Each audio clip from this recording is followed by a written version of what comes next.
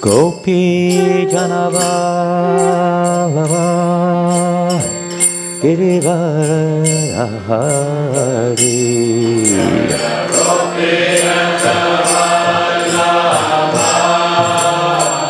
Girivaradhari Jaya Gopi Janavallabha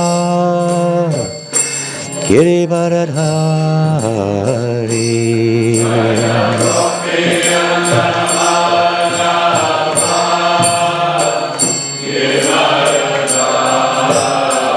Yashodanandana Brajachandra Ranjana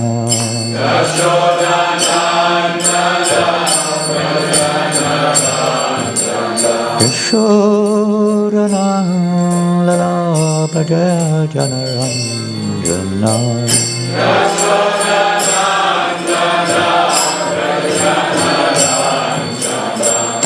Yamuna Tira Vanachari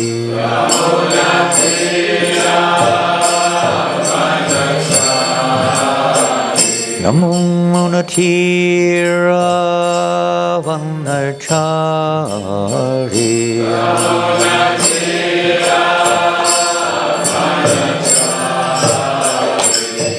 Jaya Radha Madhava Kunja Bihari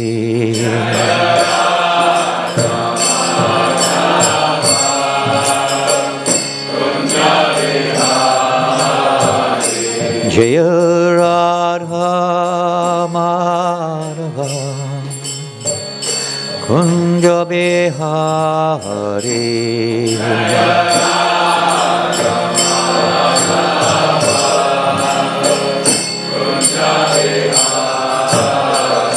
Jaya Radha Madhava Kunja Bihari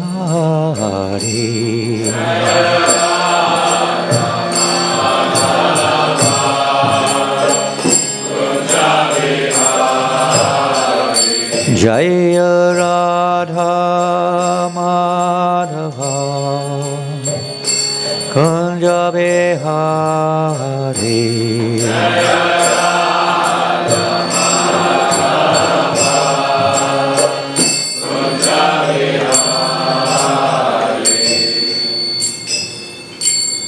Jai Om Vishnu Pada Paramahamsa Puri Rajakacharya Ashtataya Satashriya A.C. Bhaktivedanta Swami Prabhupada Ki Ananta Vaishnava Vrinda Ki Namacharya Shri Haridasa Thakur Ki Prem Se Gaho Sri Krishna Chaitanya Prabhu Nityananda Shri Advaita Gadadhar Shri Vasadi Gaura Bhaktivedanta Ki Shri Radha Krishna Gopa Gopinath Shamakunda Radhakunda Giri Govardhan Ki Shri Vrindavan Dham Ki Shri Mayapur Dham Ki Shri Gaurnitai Ki Shri Jagannath Baladev Shabhadra Ki Shri Radha Gopinath Ji Ki Harinam Sankirtan Ki Transcendental Book Distribution Ki Shri Vishmastami Ki Gaura Premanandi. All glories to the assembled devotees. All glories to Shri Guru and Gauranga. All glories to Shri Prabhupada. Nama Om Vishnu Padaya Krishna Prashtaya Bhutale Srimate Bhaktivedanta Swaminiti Namane Namaste Saraswate Devi Gauravani Prachadine Nirvasesha Shanyavadi Paschachadeshatari. Hare Krishna. Welcome everybody. Thank you for coming. Especially Bhagavata Shraya Prabhu, senior devotees here today. Fortunate to have your association. Today I believe is Bhishmastami, is that correct? On your Sydney calendar, is that correct? Correct. And it is not Vasant Panchami though, is it, actually? Vasant Panchami? We dressed the deity so beautifully today in yellow and green. This is Looks like a Vasant Panchami outfit. Spring. Here in Australia, upside down. Spring is the other way around. But, I see that we're meant to talk a little this afternoon on it, according to the notice board. Let us see. So today we're reading from Srimad Bhagavatam, Canto 2, Chapter 1, text number 5. Is that correct? Om Namo Bhagavate Vasudevaya.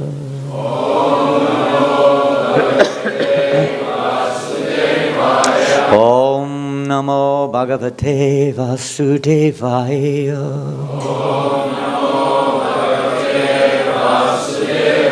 Om Namo Bhagavate Vasudevaya.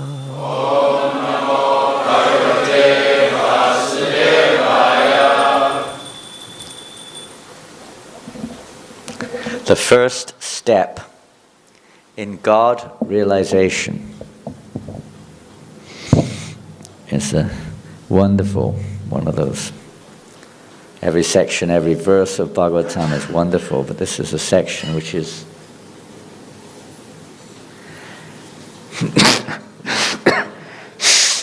especially wonderful. Please repeat. Tasmat Bharata Sarvatma Bhagavan Ishvaraha Harihi Shrotavyaha Kirtitavyaha Cha Smartavyaha Cha Ichata Abhayam Tasmad Bharata Sarvatma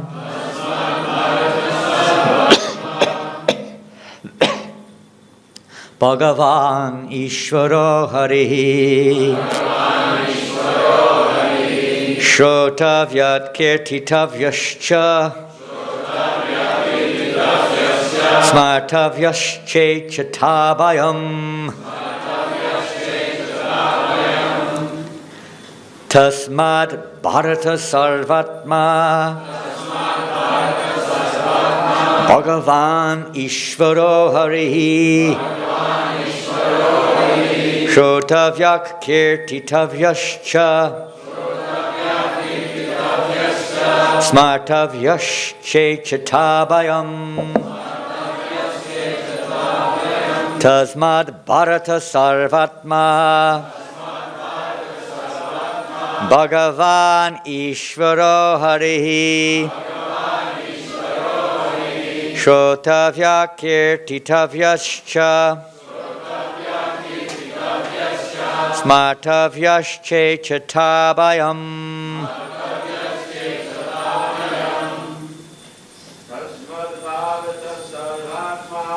Tasmad Bharata Sarvatma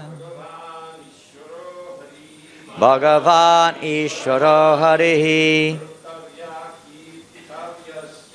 Shrotavya Kirtitavyascha Smartavyasche Chatabayam Tasmat Bharata Sarvatma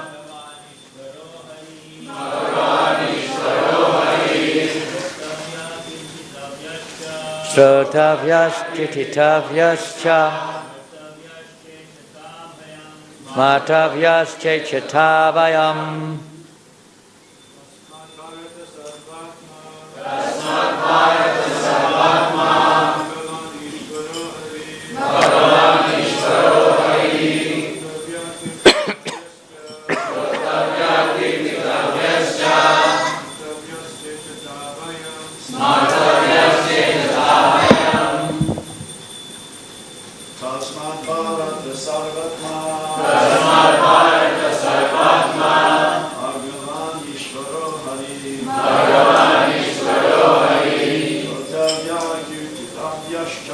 Shrotavya Kirtitavyascha Smartavyasche Chatabayam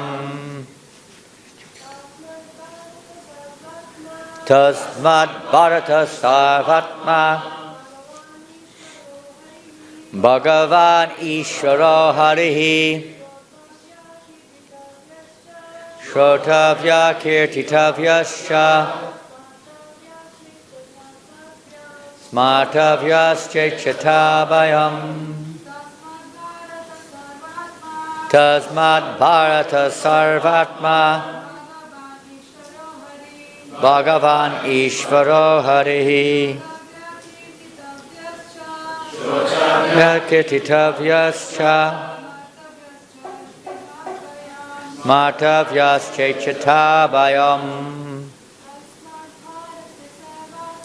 Tasmad Bharata Sarvatma Bhagavan Ishvaro Harihi Shrotavya Kirtitavyascha Smartavyascha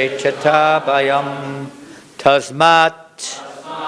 For this reason, Bharata, O descendant of Bharat, Sarvatma, the super soul, Bhagavan, the personality of Godhead, Ishvaraha, the controller, Harihi, the Lord, who vanquishes all miseries, Shrotavyaha, is to be heard, Kirtitavyaha, to be glorified, Cha, also, Smartavyaha, to be remembered, Cha, and Ichchata, of one who desires, Abhayam, freedom. Translation and purport by His Divine Grace Srila A.C. Bhaktivedanta Swami Prabhupada Ki.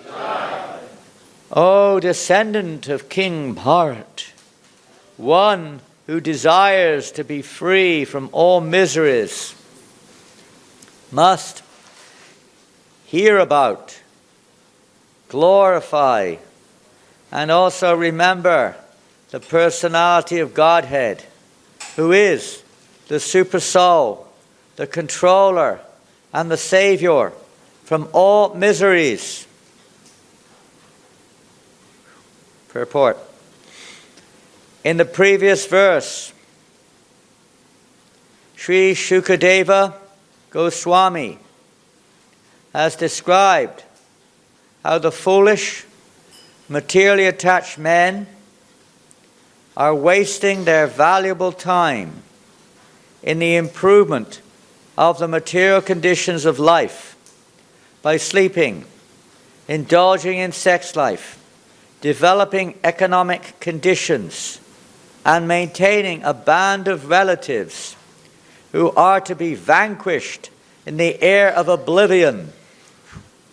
It's one of those profound, incredible statements of Prabhupada. You know, you get these statements that just capture it fully like this. Read it again. Maintaining a band of relatives who are to be vanquished in the air of oblivion. Very strong statement, huh? Amazing. Being engaged in all these materialistic activities, the living soul, entangles himself in the cycle of the law of fruitive actions. And we think it's nice, huh? This entails the chain of birth and death in the 8,400,000 species of life. The aquatics, the vegetables, the reptiles, the birds, the beasts, the uncivilized man, and then again the human form, which is a chance for getting out of the cycle of fruitive action. This entails chain going through all these various species of life. A vegetable. We don't think maybe. One time, you may have been a vegetable. a potato, a broccoli, a Brussels sprout. Incredible, huh? Therefore, if one desires freedom from this vicious circle, then one must cease to act as a karmi or enjoyer of the results of one's own work, good or bad.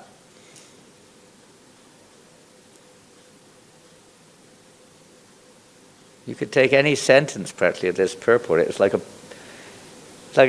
whole program in itself, isn't it? Every sentence. This section of Srimad Bhagavatam, first chapter, second canto, is just packed with such explosive statements. One should not do anything, either good or bad, on his own account. This is for us, not just for them out there. Think deeply. One should not do anything, either good or bad, on his own account, but must execute everything on behalf of the Supreme Lord, the ultimate proprietor of everything that be. Basic, you could say, the basic principle of our movement is to cultivate, awaken. It's already there. Just to awaken this natural flow of everything we think, do, etc., for the pleasure of Krishna. It's the difference between material and spiritual. In the material world, everyone is mendriya, busily trying to satisfy our own condition, our own minds and senses, busily trying to make the dream better.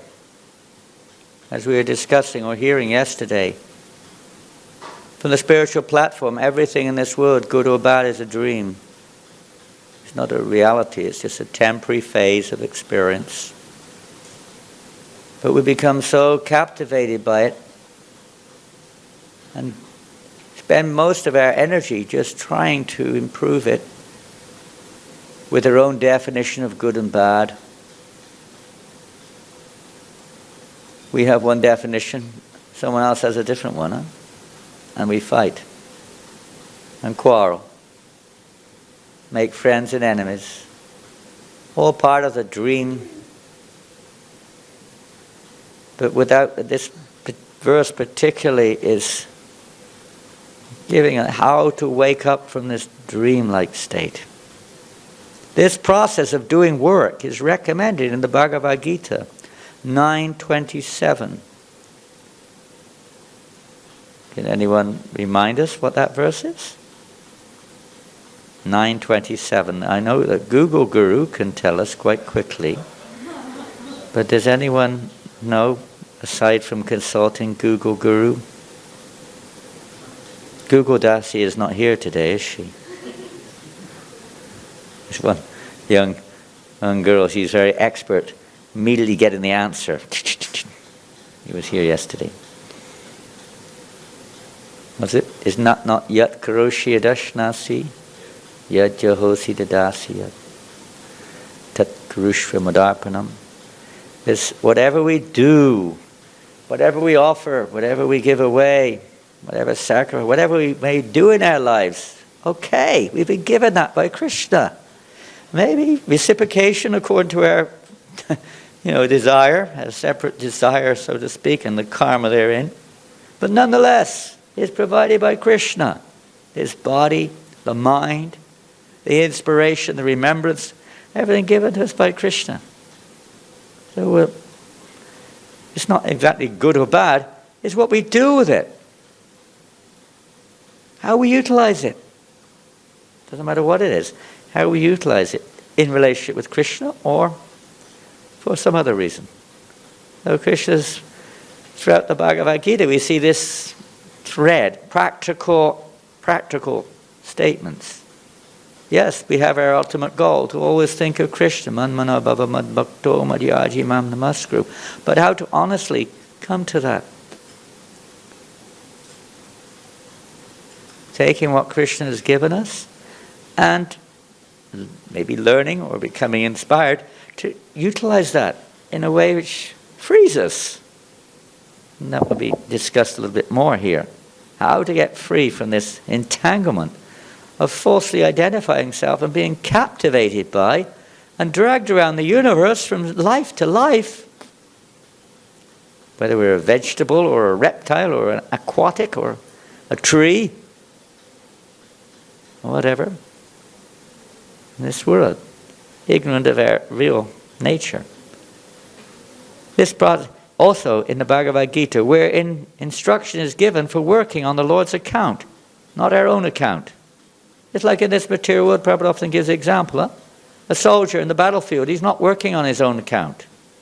He's working on account of the king or the government. He's not held, at least not by his own government, responsible that he's killing people or whatever. He gets praised because it's not on his own account. If it's on our own account, we're held responsible. We have to be responsible for the result. So we take shelter of the instruction of Krishna. Therefore, one should first of all hear about the Lord. Otherwise, blind faith. There's some sentiment. Maybe irresponsible. Oh, I take no responsibility. God takes it all. Jesus takes it all. I could do any damn thing. Jesus takes it all. No, we have to hear about the Lord. Understand, what is that? Who is that person? When one has perfectly and scrutinizingly heard, one must glorify his acts and deeds, and thus it will become possible to remember constantly the transcendental nature of the Lord. And you see in the Bhagavad Gita, Krishna, one who knows this transcendental nature of the Lord also becomes free from the bondage of reaction in this world. It's because Krishna frees us. We can't free ourselves. A tied up man can't release himself very easily. Very hard. We may desire. We have to have the desire. Desire is awoken in this way. Maybe we're getting a little bit of a desire to hear about Krishna, I don't know. It's a reminder at least. We're very busy remembering so many other things. But here to remember Krishna. When one has perfectly and scrutinizing heard, one must glorify his acts and deeds. We may say we're not perfect or scrutinizingly sufficiently. But whatever we have heard scrutinized, we've understood a little bit, share it. Talk about it. I'm sure it's the same here in Bhagavata Shraya. Prabhu joined here in Australia. But I remember when I first came to the temple in London, there's some devotees there who I never forget, and how they shared whatever they had. In the kitchen, we're chopping vegetables. The devotee there, Narahari, he lives in Australia, you know him well. In the kitchen, he was cooking them. Oh, hey Jeff, have you read the story in the Krishna book? In his Welsh accent, I can't speak it. Krishna, when he killed the Aghasura demon. And he was just talking about that, and it was an amazing experience. And Kishore, Prabhu, come in. First time I saw him, it's like, wow, Krishna's so beautiful. We've just read a description in the Krishna book about Krishna. And he was like, we all sat there listening. You know. So childlike, you could say. But it's just so captivating. Captivates our attention. We may have been complicated with so many things, but this is such a simple formula. Simple formula, simple living, high thinking. Make life simple. Simple is a very interesting term. It may not be the same for everyone. But acting according to the nature or what we've been given by Krishna, playing our part, as Prabhupada, not trying to imitate, but playing our part And then it can become simple, harmonious. If we put Krishna in the center, doesn't matter, we all have different parts to play with. Krishna in the center, everything becomes harmonious, like in a beautiful philharmonic orchestra. Everyone's playing a different instrument, but the sound is very harmonious, very united. With Krishna in the center. Seeing how we're related to Krishna, even here and now, with this mind and body, how to relate that to Krishna. So here's one of the primary secret here, coming together, hearing and chanting.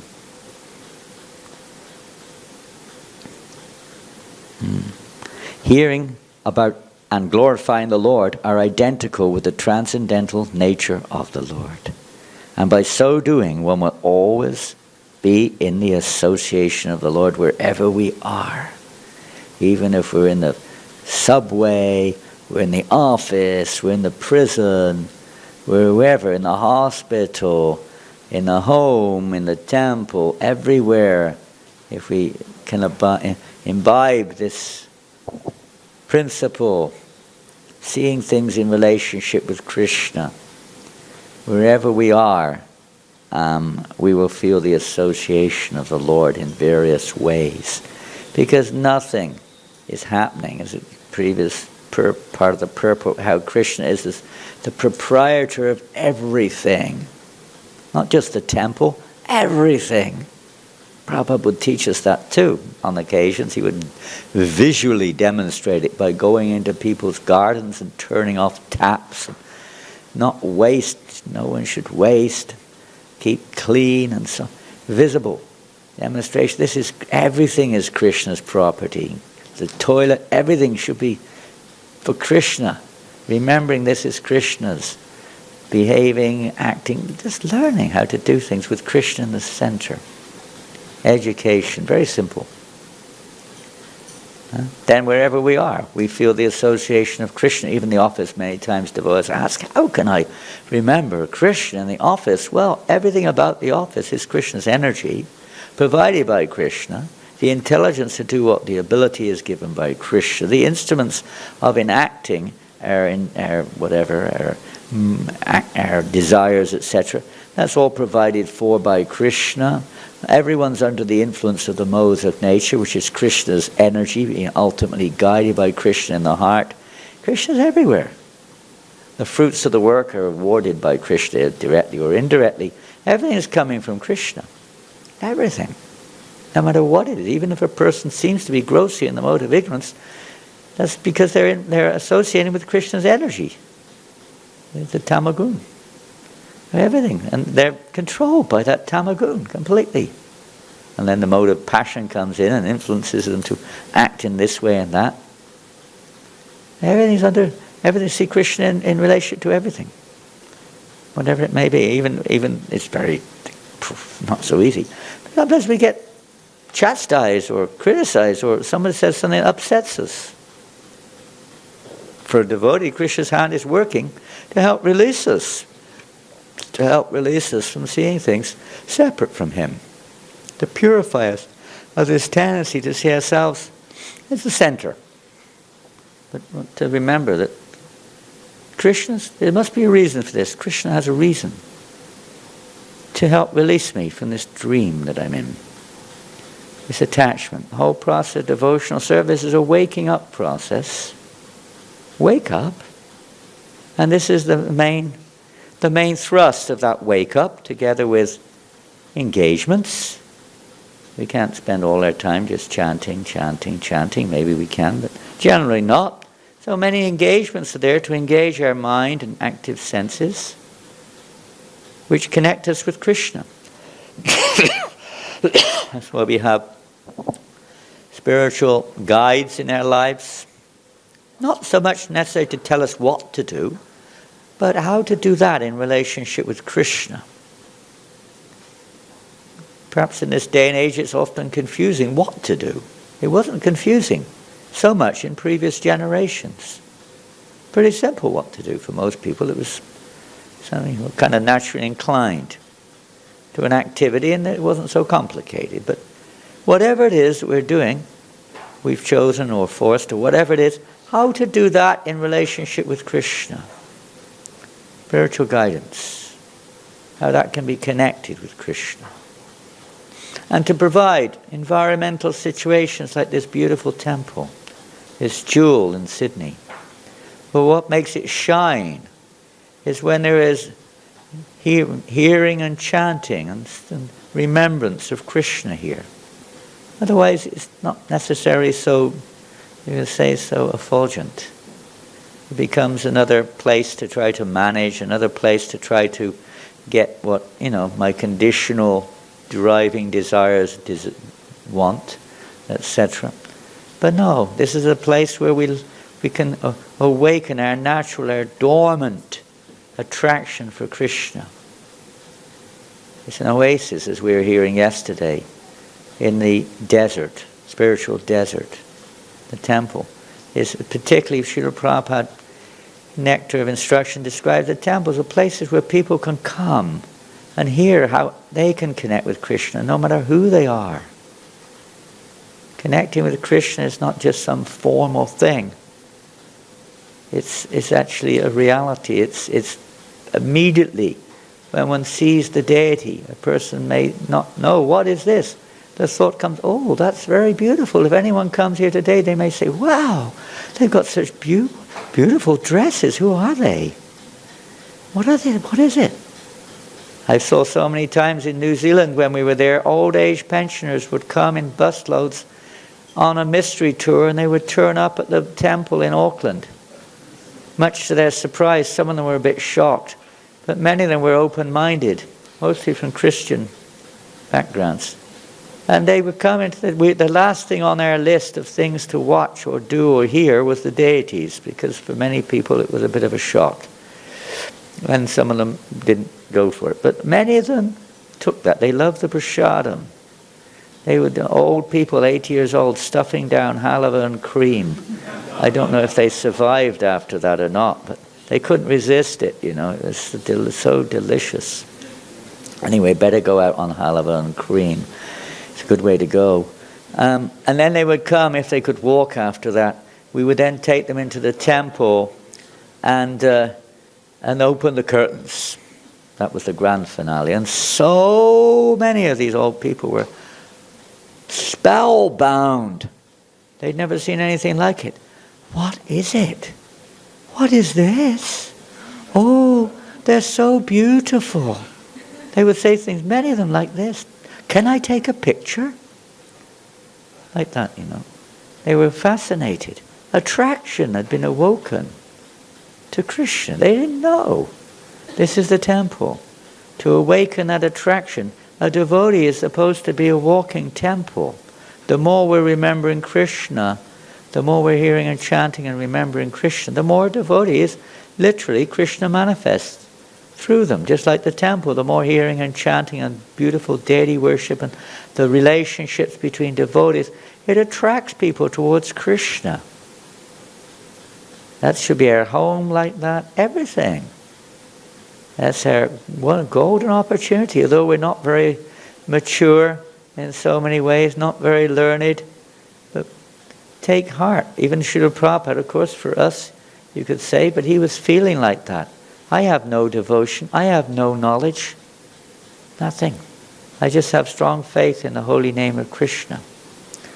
As we know more about Srila Prabhupada and his absolute love for Krishna, but nonetheless, even if we don't have those, you could say, qualification if you wish, but if we're simply attached to trying to assist Srila Prabhupada, the members of our disciplic succession, in disseminating this transcendental mercy to others by our actions, by sharing, being honest according to our level of maturity and sharing that with others.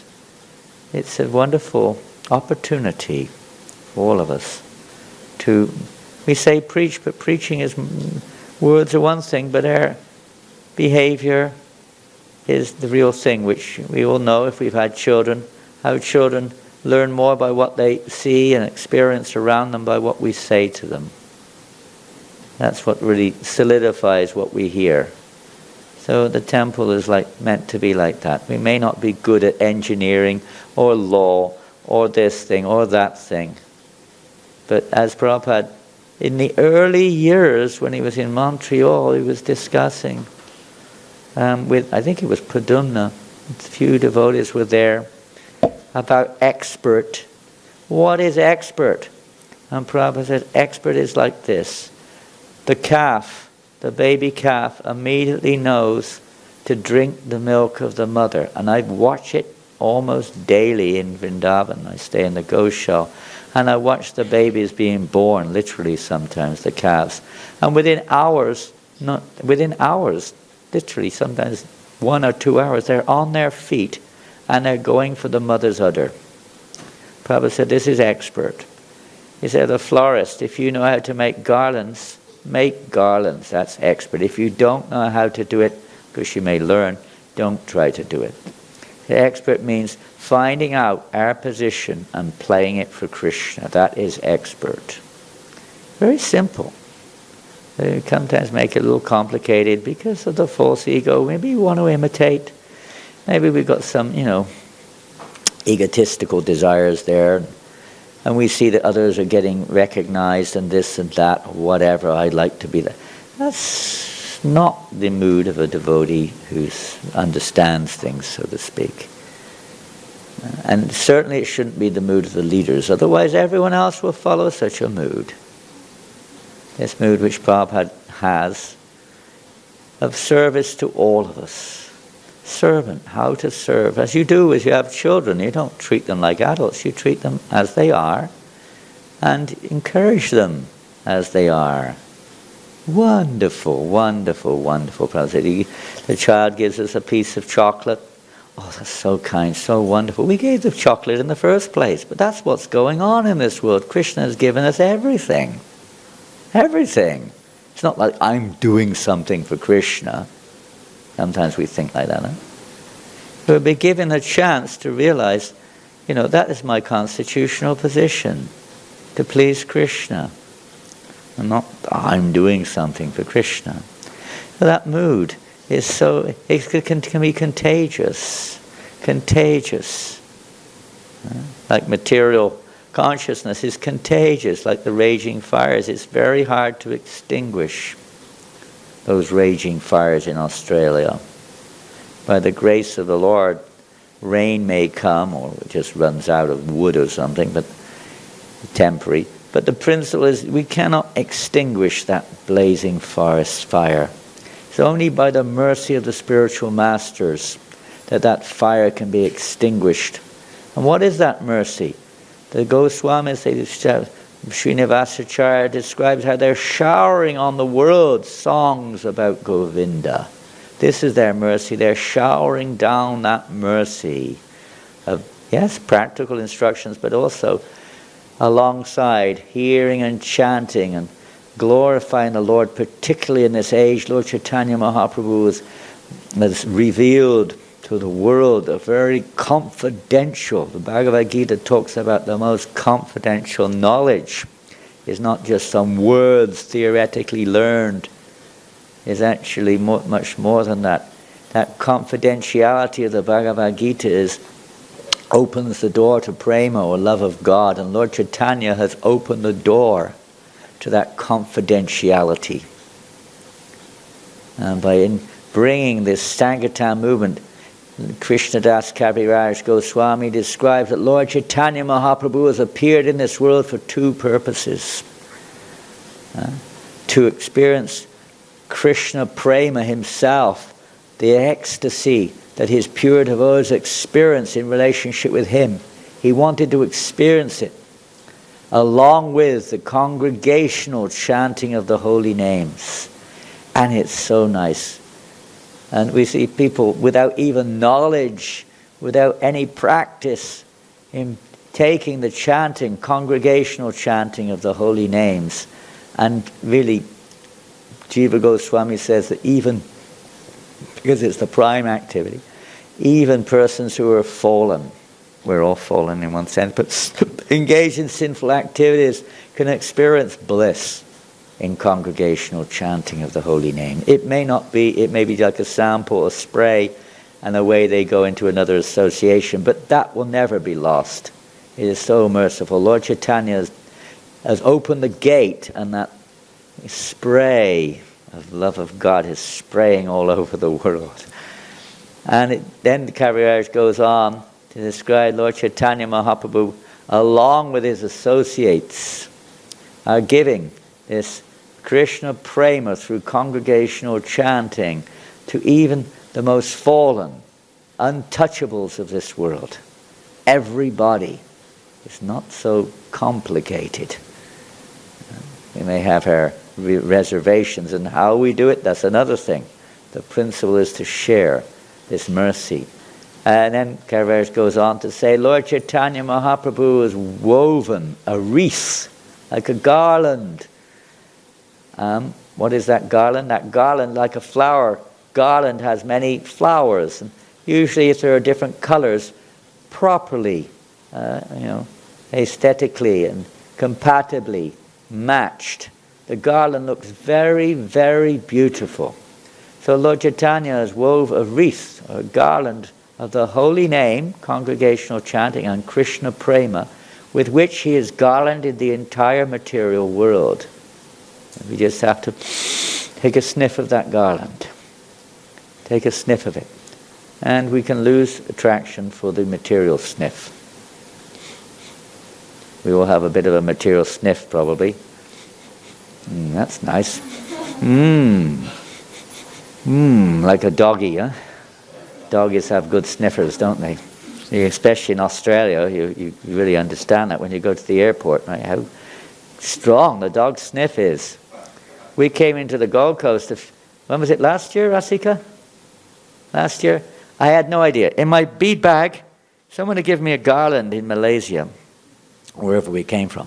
And one or two little tiny shreds of the marigold had fallen into my bead bag, without my knowledge. We got taken apart in Gold Coast Airport. That dog got us. He came straight up there, and he sat up there like this, proud as a lord, sat there in his and the immigrant customs guy was like fired up, Hey, what have we got here then? He looked in there. What is this? He found 2 petals of. So if ever you come into, be careful you haven't got any flower petals in your bag. And now, I've got some in there right now actually. Be careful. And all our bags taken apart.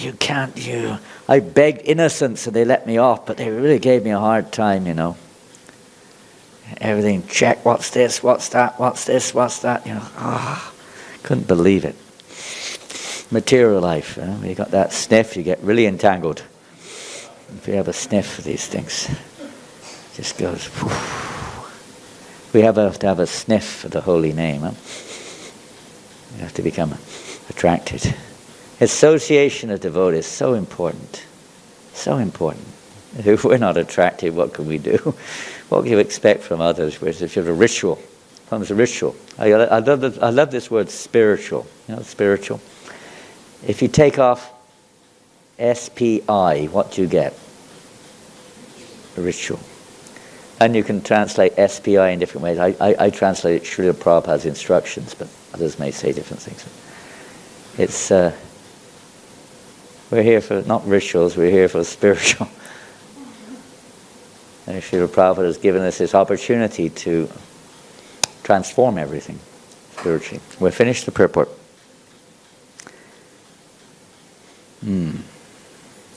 This brings freedom from all sorts of fear. This purport is too big. This is why Bhaktisiddhanta, when nothing but they can imagine on a purport like this. Bhaktisiddhanta Maharaj would lecture for months sometimes on one purport. Because every word, every sentence, every word is so full of, there's no end, it's depth and expansion. This brings freedom from all sorts of fear. In the first canto, first chapter, there's that verse there, isn't it? How the holy name is feared by fear personified. Bhagavatam starts with this whole principle, the very questions of the sages of Naimisharanya. Munayo sara prishtoham. Mano Saraprishtam, Bhavabir Lokamangalam, Yatkvita Krishna Sampashno Yenatma Suprasidadi. Sutta Goswami glorifies the prayer, the questions of the sages of Naimisharanya. He glorifies them. Why? Because they're related to the personality of Godhead and therefore are welfare. They're really welfare for the whole world, for all people. Relevant. They're relevant. These questions are relevant. Just like Parikshit's questions in the previous chapter. What should a man be thinking of at the time of death? What is our duty at the time of death? So this chapter is now just entering into this, answering this profound or this important question, which I guess people wonder about. Maybe not be serious about asking, but they wonder what's happening after death. And immediately Parikshit Maharaj asks this question. Sukadeva Goswami immediately gets into answering this question. And here's the secret. Sutta Goswami also captures this. Yadanajasana yuktakam. Tasmat sarveshu bhuteshu mud. No, what is that verse? I've forgotten. In the second chapter of the first canto. Therefore, with one pointed attention, tasmat ekena manasa bhagavan sattvatam patihi shrotavya kititavyascha dhyaya pujascha nityaja. Almost the same as this one. Therefore, with one pointed attention, one should constantly hear about, remember, and worship the personality of Godhead, who is praised with beautiful songs, etc. And this is the method of cutting. Yadanijasana karma granti nibandhanam chindanti kovitas tasya kona katalatim. The method of cutting that knot of material attachment. Cut by remembering the personality of Godhead. It's cut by Krishna. Krishna cuts the knot when we remember him. We tie the knot, right? As Prabhupada mentioned here, with a gang of relatives. Huh? We tie the knot. And then we expand it with so many ways. Of course, there's a natural way of going about it. That's not understood. And the mature devotees, they don't condemn that in of itself, but they help us to direct that towards Krishna in a palatable way. Sometimes we dive in the deep end into, boom, boom, boom, people who have no understanding. We had a little program the other day, and I said to the guests who were there, many of them it's the first time ever contacting the Hare Krishnas basically, I will be your interpreter.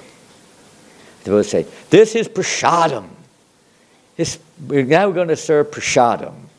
And one devotee said, what about the Varna ashram system and this and that is going on? And all sorts of things. It's like the people in general, these are not on their vocabulary. They're not quite ready to, it's like talking a foreign language to people. You give a lecture and everyone's English speaking, you're speaking German. I don't think it will digest very easily, unless you speak German. It's like that. You have to kind of know people's language a little bit and be able to present the subject matter in their language, as Srila Prabhupada did. Of course, when we mature a little bit, then obviously we expected to learn a little bit more of the language, but in the beginning, people don't know the language. It's a special. I remember seeing one devotee in Spain, a brahmachari. He produced this joke book about brahmachari life. So many funny jokes. You ever see that Bhagavan? I don't know. It's really far out. I mean, it really was. It's good to laugh at ourselves sometimes. It really loosens us up a little bit. We get too serious sometimes. It's good to laugh about. I remember that was one of the most profound things Bhagavan ever said to me. He said, Janananda, you have to learn to laugh at yourself. I'll never forget that. Sometimes, not all the time. So anyway, one of the jokes in this book was really, really, really hit the nail on the head. There was, Harinam Sankirtan was going on, and not so much maybe now, but those days, many people would gather around, fascinated. What is this? These crazy people, they just got out of the jail. What are they? They're on drugs. Well, what is this? Some kind of display, fancy dress. What is going on here? And many people gather around for one reason or another. And so in this cartoon, it showed that devotees, and we used to stop, and you may still do if there's a group gathered around, and one devotee starts speaking to the audience. One devotee, gives a talk. So this devotee giving a talk, and he's going straight in the deep end. You should understand, this is a society of cats and dogs. He's going on. And all of a sudden, the next one is all these cats and dogs appear, and all the humans go away. And all the cats and dogs are sitting there with their tails wagging. Society of cats and dogs. It was very graphic. Something which people can catch and relate to, Here, catch this. And you throw a 50-foot wide rock at people or something. They're going to get crushed. They're not going to catch it. Something they can take, like that. Everybody, we were discussing the other day, everybody is a devotee. Everybody has a place, somewhere they can connect to Krishna consciousness. And the whole purpose of Prabhupada, of my understanding, establishing Brahminical culture is that the Brahminical culture is able to connect everyone with Krishna. Even if they're not able to follow Brahminical principles, they can still be devotees and connect to Krishna in some way or another. This is the universal, all-pervasive Sankirtan movement, the house for the whole world to live in. The process, this brings freedom. This brings freedom. We get free. Imperceptibly we get free from the cause of suffering. The cause of suffering is we got a sniff for the material world. So when we get a sniff for Krishna, it's the beginning of the cause of our release. I remember one devotee in London. His name was Bhakti Pramod. I don't think you ever met him, Bhagavad. He was 55 years old when he came in contact with the devotees. Now that was very rare in 1971. Very rare. For a 55-year-old person, you're too old, mate. That was the mood, huh? Practically. You're beyond it. Many of us almost thought like that. But this man, and his wife was the same, 55 years old. And he worked in a bank in London. You will read about him if you read in the database. It'll be mentioned sometimes. He worked in a bank. Prabhupada had conversations with him. He worked in a bank in London. And he also, on Sunday, he had a little store in Portobello Road Market, which in those days was like, a bit of an alternate place in London. And it was a Sunday market. So every Sunday, thousands and thousands of people would come. He had a little veggie stall, fruit and veggie stall there. And the devotees would go, actually, just before I joined, he changed his mind, but just before I joined, the devotees would go every week on Hari Nam in Portobello Road. And we did when I joined too, but he wasn't there then. So they would go every week in Portobello Road on Hari Nam. And this man, I can't remember his name before, but this man hated the devotees. He hated them. He would curse them every time they came near him. And if they got too close, he would hurl rotten tomatoes at them. Honestly. He was so aggressive. He could have been more aggressive, but he would just like that. People would do that. I used to go every morning to the market, and people would throw rotten things at me. We're trying to beg some food. They would throw things at us. It was the way things were. Maybe you can't do that now, maybe, but in those days you could. And so, the devotees would try to avoid him, and sometimes he'd go out of his way to find them, to throw his rotten eggs, not rotten eggs, but rotten tomatoes and rotten things at them, and get out of here, you're worshipping the devil. He was a Christian. You're worshipping the devil. These people are Antichrist, this, that, shouting his head off. One day his wife was there. His wife was a very sort of gentle lady. And then she had the shock of her life when she saw him do this. She said, I don't care who they are, you cannot do this. This is not proper. We're Christians, you can't do this. She kind of, he was a henpecked. He was a bit henpecked. So, all right then. And next week, I want you to apologize to them. What? Yes. Oh, no. And eventually he did. He apologized. And the devotees were so kind to him. No, it's perfectly all right. Don't worry about it. They were so... He thought they would be angry or something. But they weren't. And his wife was shocked. What are you talking about? They're worshipping the devil. They're behaving better than you are. she kind of preached to him, you know. And after a while, the devotees were coming every week. He was kind of gentle. He stopped it, you know. And they would come up and they would bring him some cake or something or another. And his heart melted. It melted slowly, slowly. And after a few months, he was giving them tomatoes. Not throwing them. He would give them a box of good tomatoes, not rotten ones. And apples or whatever it was on the stall. And after a while, his wife would sometimes be there, they invited him to the temple, and he came. And after, we got initiated together on Trafalgar Square. Bhakti promote. Amazing. Started with throwing rotten apples or tomatoes. But that connection and the reciprocation of the devotees, you see. No one is excluded from Lord Chaitanya's movement. This movement is universal. But if we're excluding, that's another thing. If we're still exclusive. Inclusive. Prabhupada was inclusive. We can all read the Lilamrita, what it was like in the early years, early moments, early days. How inclusive Prabhupada is. He was trying to train persons who could also be inclusive and not exclusive, keeping people away just because they can't come up to the mark. But encourage them like little children to grow up, to grow up. Everyone has their part to play. Everyone has something which can connect with Krishna. It takes broad-mindedness. Brahman is meant to be broad-minded. The process, don't we finish that now? The Lord is the super soul present in every heart of all living entities. And thus by the above hearing and glorifying process, the Lord invites the association of all in his creation. Everyone is invited. They're all his children.